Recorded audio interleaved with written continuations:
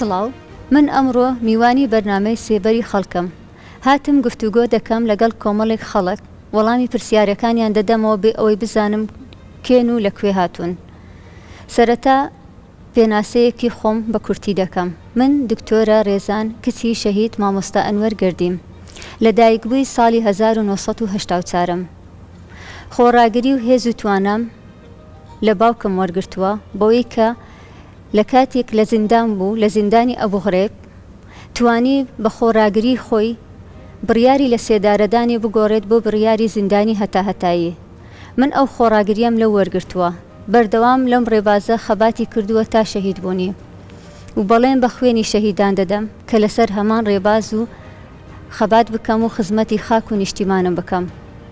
من کاری تایبەتیم پزیشکی پسپۆڕی ددانم لە کەرتی گشتی لە کابینەی حکوومەتی هەرێمی کوردستان بەڕێوەبەری بەشی کردە پزیشکیەکانم لە بەڕێوەبەراتی گشتی تەندروستی هەولێر. من کاندیدی ژمارە 24 لیستی 1990 پارتی دیموکراسی کوردستانم و ئێستاش ئامادەم بۆ وەڵامدانەوەی ئەو پرسیارانەی کە لەلایەن هاوڵاتیانەوە لێم دەکرێت. وەکو پارتی پلانت چییە بۆ ڕەخساندنی هەلی کار بۆ گەنجان و دەرچوانی زانکۆ و پەیمانگاکان؟ بەڵێ، ئەگەر ئێمە باسی ئەم کابینەیە بکەین لە درێژەی ئەم 4 ساڵەدا لە سەرەتای دەستپێکی کابینەی نوێی پارتی دیموکراتی کوردستانەوە، ئامانجی سەرەکی ئەوە بووە کە خەڵک سەنتەرە لە ڕێگەی پرۆژەکانی ئاوەدانکردنەوە و لە کەرتی تایبەت و لە کەرتی گشتیدا هەزاران هەڵی کار بۆ گەنجان ڕەخسێنراوە. بێگومان لە ڕێگەی ئەم پرۆژانەی کە بەردەوام دەبێت لە کابینەکانی داهاتوو لە ئاوەدانکردنەوە دەتواندرێت زیاتر هەڵی کار بۆ گەنجان بڕەخسێندرێت و ئێمە وەکو کە لە کاتێکدا کە دەبین بە ئەندام پەرلەمان بە هەماهەنگی لەگەڵ یەکتر لەگەڵ هەواڵانم دەتوانین لە ڕێگەی پرۆژە یاساوە هەوڵ بدەین دەرفەتی زیاتر بۆ خەڵک بۆ گەنجان بڕەخسێنین. ئەوەش لە ڕێگای پرۆژە یاساوە دەبێتن کاتێک کە بتوانین سوود لە ئەزمموی دەرەچی وەربگرین نەک لە دەستی کاری دەرەچی بۆ ئەوەی هەڵی زیاتر بۆ گەنجان بڕەخسێنین و ڕوئیامان ئەوە بێ کە دەبێ گەنجەکانی خۆمان بەکار بهێنرێن لە کارکردن لە پرۆژەکانی خۆمان.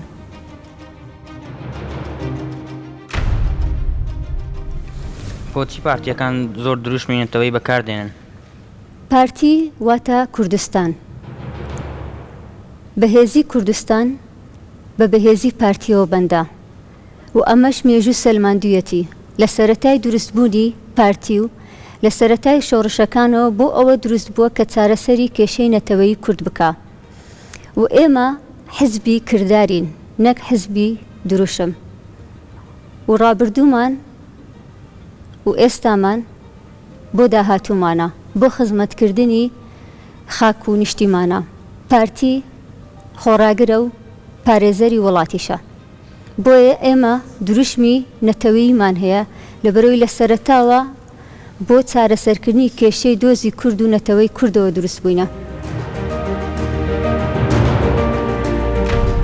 ئەگەر حیزبەکەت پشتگیری پرۆژەیەکت کە بۆ خەڵکی کوردستان باش نەبوو، تۆ دەتوانی هەڵوێستێکت جیاواز لە حیزبەکەت هەبێ؟ ئێمە شانازی دەکەین بە ئیلتیزام و بە مەرکەزیەتی خۆمانەوە، چونکە پارتی بڕیارێک نادا کە دژی میلەتەکەی خۆی بیتن. بێگومان پارتی نە لە ڕابردوو نە لە ئێستادا بڕیارێکی نەداوە کە دژی میلەتەکەی خۆبی و لە داهاتووشدا بە دڵنیاییەوە ئەو بڕیارە نابێتن، چونکە بە بێبوونی پارتی ناتوانرێت خزمەت بە خاک وڵات بکرێتن. تا ئێستا چ بەڵانێکت بۆ کەسانە داوە کە بڕیارە دەنگت پێ بدەن؟ بۆ من و بۆ هەواڵانم سەرکەوتنی لیستەکەمان گرنگترین شتە، چونکە ئێمە دەتوانین بەهۆی سەرکەوتنی پارتیەوە خزمەتی خەڵک بکەین و بەڵێنیشم لە ڕێگەی یاسا و پرۆژەوە و بەڵێنیشم بە خەڵک داوە هەر کارێک بە من و بە حەزبەکەم بکرێتن لە خزمەتیاندا بم و درێخی نەکەم.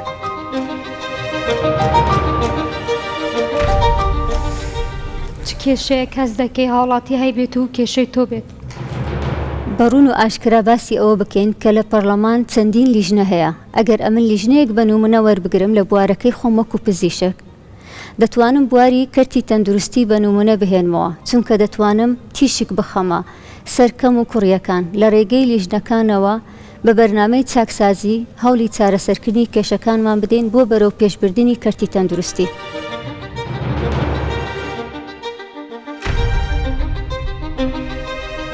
باسی بەرنامەی حزبەکەت ناکەم. تۆ وەکو خۆت یەکەم ئیش لە پەرلەمان چی دەبێت؟ یەکەم ئیشم لە پەرلەمان سوێن دەخۆم بەخوای گەورە کە لە پێناو کوردستان چ لە پێناو کوردستان بێت خۆم و هەواڵانم درێخی و کەم تەرخەمی تێدا نەکەین.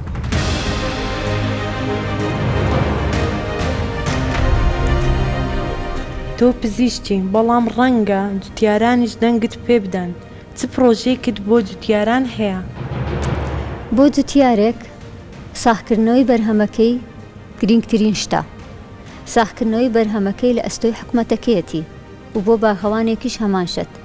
خۆشبەختانە لە ڕێگەی کابینەی نوێمی حکوومەتی هەرێمی کوردستانەوە لە ڕێگەی دروستکردنی سایلۆ لە ڕێگەی هەناردەکردنی بەرهەمە نێوەخۆیەکان لە ڕێگەی برەودان بە ساختکردنەوەی بەرهەمی نێوەخۆیی لە ڕێگەی کارگە ناوەخۆیەکان و بە بازاریکردنیان بەرەو بازارێکی باشتر ڕۆیشتێن و منیش لەگەڵ هەواڵانم وەکو پزیشکێک هەوڵ دەدەم بۆ بەرەو باشکردنی ئەو کەرتە بۆ بەرەو پێشچوونی کەرتی کشت و کاڵی و بۆ قازانجگەیاندن بە جوتیارانمان بۆ ئەوەی بەردەوام بن لە کارەکەیان.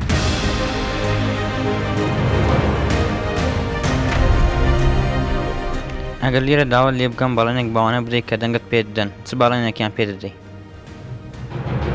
ئێمە مەمنونین کە خزمەتکاری خەڵکی خۆمان بین و ئەو کەسەی کە دەنگی بە پارتی دابێت پەشیمان نەبۆتەوە و ئەوەی دەنگیشی پێدەدا پەشیمان نابێتەوە.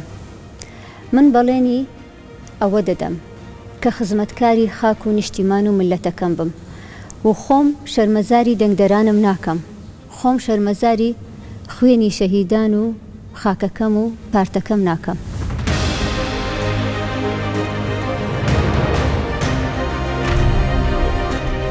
کارنامە حیزبەکەی خۆت خوێندوەتەوە؟ ئەگەر بەڵێ گرنگترین بەشی کارنامە حیزبەکەت چییە؟ بەڵێ بەدڵنیاییەوە کارنامەکەم خوێندوێتەوە. گرنگترین بەشیان بەشی چاکسازیە لە گشت سێکتەرەکانی حکوومەت و بەردەوامیدان و برەودانە بە بنیاد و ژێرخانی وڵاتەکەم.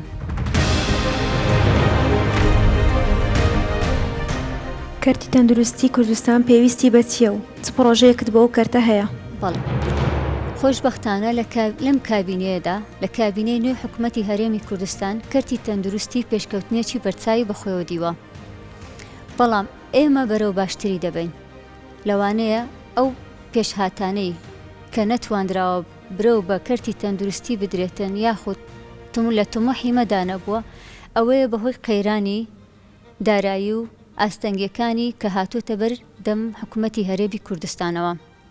بۆیە من و هەواڵانم کاری جدی لەسەر ئەوە دەکەین کە لە کەرتی تەندروستیدا زیات هەوڵ بدەین بۆ ڕێخستنەوەی کەرتی تەندروستی حکومی، چاودێریکردنی بازاری دەرمان و داشکاندن و ڕێخستنەوەی کەرتی تایبەتی تەندروستی.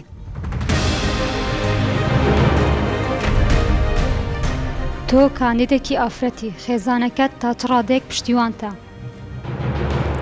خێزانەکەم لە ڕابردوو لە ئێستاشدا پشتیوانی تەواو بوونە و ئێستا خۆم بە قەرزدارباریان دەزانم کە بۆ سەرخستنی لیستی ١٩ پارتی و بۆ پاڵپشتی من درێخیان نەکردووە و ڕۆلێکی کاریگەر و ماندیبوونێکی خۆنەویستانەیان کردووە و ئینشاءڵڵا منیش لە ئاست ئەو متمانەیە دەبم کە ئەوان بە منیان هەیە و ئەو پاڵپشتەی کە ئەوان بە منیان سپاردووە بە خزمەتکردنی خەڵک وەڵامی دەدەمەوە.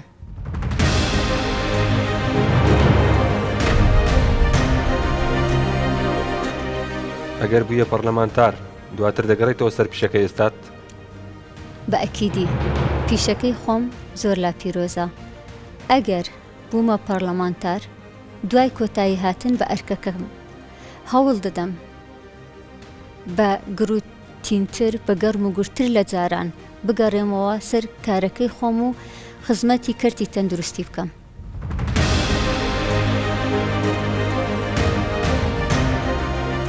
ئەگەر بووە ئەندامی پەرلەمان دەتوانی بەبێ ڕەزامەندی حیزبەکەت بڕیار بدەی؟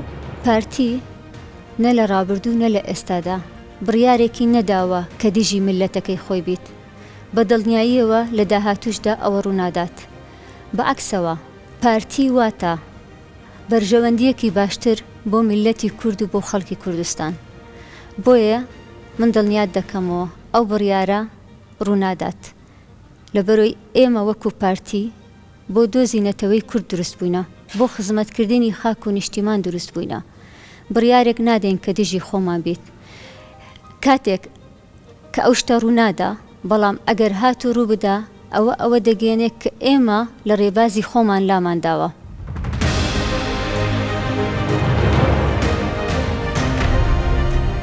ڕازگۆ دەبی لەگە ئەو بۆڵێنانەی کە بەدەنگدەران داوە؟ بە دڵنیاییەوە ڕازگۆ دەبم.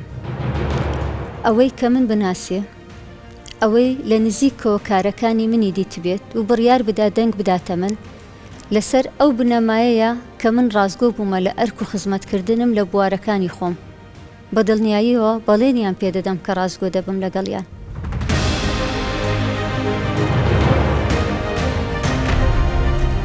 چی بۆنە دڵی کە دەنگت پێدەدەن؟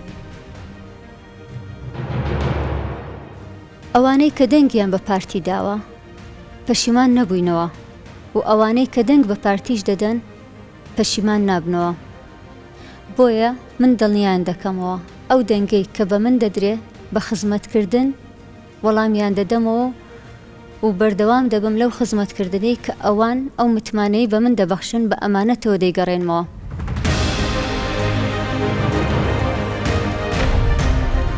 ئەگەر بووە پەرلەمانتار دەتوانێت چ شتێک بۆ خەڵک بکەیت؟ بۆ من خزمەتکردنی خەڵک گرنگترین شتە.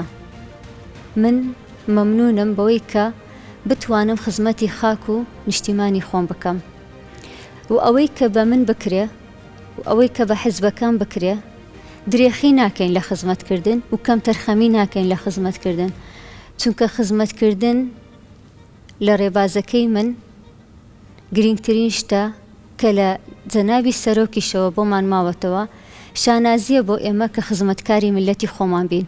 لەسەر هەمان دروشم ئێمە درێژە بە ڕێبازەکەی خۆمان و بە ڕێگەی خۆمان و بە خزمەتکردنی خەڵک دەدەین.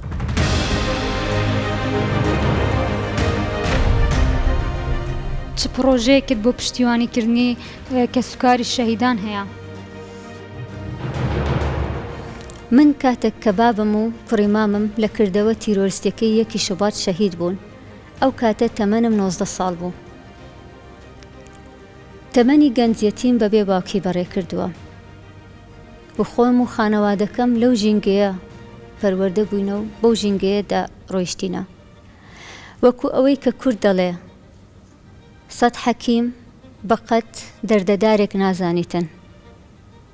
بۆیە ئەو ژینگەی کە منی تێدا گەورە بووە هەست بە ئازارەکانی کە سوکاری شەهیدان و ڕۆڵەی شەهیدان دەکا، بە دڵنیاییەوە بە دڵسۆزترین بە بەڵێنترین کەس دەبم بەرامبەر بە خوێنی شەهیدان و ئەوەی کە بە من بکرێت لە پێناو کە سوکاری شەهیدان کەم تەرخەمی نەکەم و درێخی نەکەم.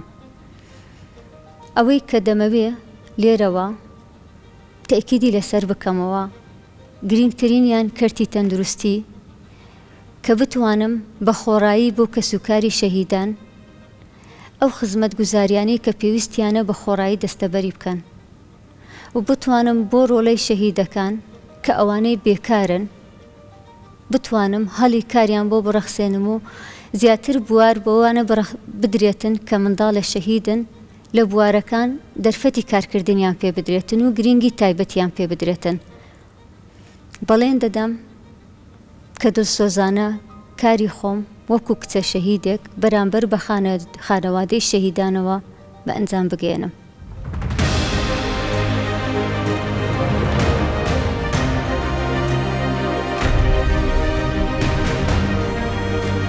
ئەگەر بەراوردێک بکەین لە نێوان داهاتی ئێستا و ئیمتیازاتی پەرلەمانتاری کامیان زیاتر و باشترە بۆ تۆ؟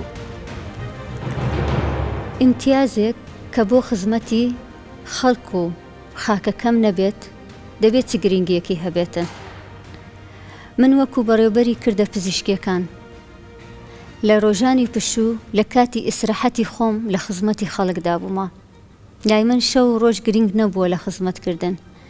گرنگ ئەوە بووە دەرفەتێک هەبێ بۆ کارکردن و من بە خزمەتکردن وەڵامم دابێتەوە بێگوێدان بە ئیمتیاز.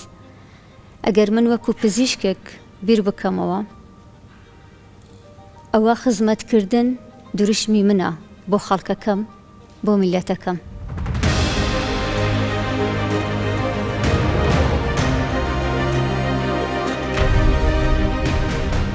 پلانی پارتی و خۆت بۆ پاراستنی ژینگەی کوردستان چییە؟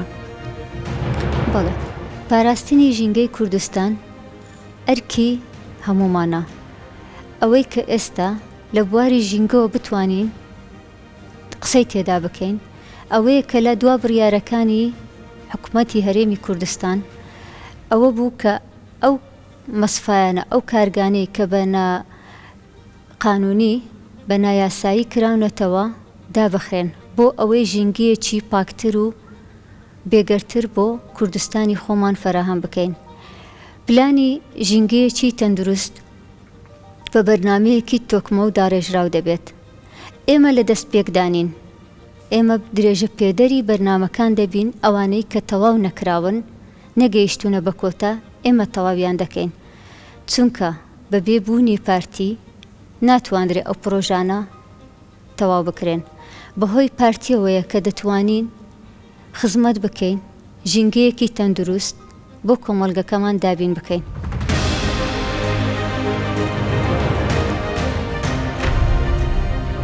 ئەگەر بووە پەرلەمانتار دەستبەرداری موچەی خانەنشینی پەرلەمان دەبێت؟ موچەی خانەنشینی پەرلەمان گرنگ نییە بۆ کەسێک کە بڕیاری دابێت ببێتە خزمەتکاری خاک و وڵات و میلەتەکەی. ئەو بڕیارە لەلایەن پارتیەوە، لەلایەن حیزبەکەمەوە کە بدرێت بە خۆشحاڵیەوە ئێمە پابەندین بە بڕیارەکانی.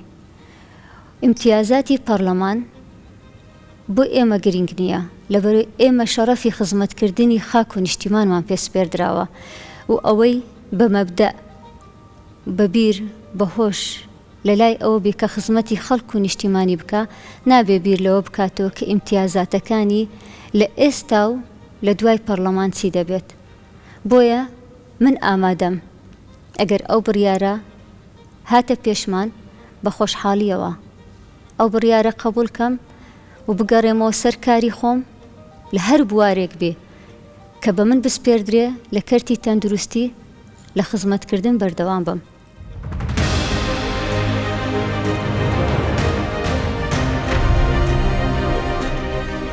پارتی چ بەرنامەیەکی بۆ گەنجان هەیە؟ بەڵێ، پەیڕە و پرۆگرام و بەرنامەی پارتی پەیڕەوێکی تۆکمە و دراست کراوە لە بواری گەنجان بە دڵنیاییەوە گرنگترین سێکتەری کابینەی پێشوو داهاتوو و داهاتووی کوردستانە، چونکە گەنجانن کە داهاتووی وڵاتەکەمان دیاری دەکەن. بەرنامەی گەنجان بۆ دەستبەرکردنی و فەراهەمکردنی کار بۆ بەرەو پێشبردنی تواناکانیان لە ئەولەویەتی بەرنامەکانی حکوومەتی هەرێمی کوردستان دەبێتن بۆ ئەوەی بتوانین ئەو هێزی کار و ئەو وزەیە لە گەنجاندا هەیە بۆ ئاوەدانی و سەقامگیری و ئارامی وڵات بەکاری بێنین بۆ ئەوەی بەرەو کوردستانێکی بەهێزتر بڕۆین لەسەر دەستی ئەو گەنجانەی کە داهاتووی وڵاتمانن.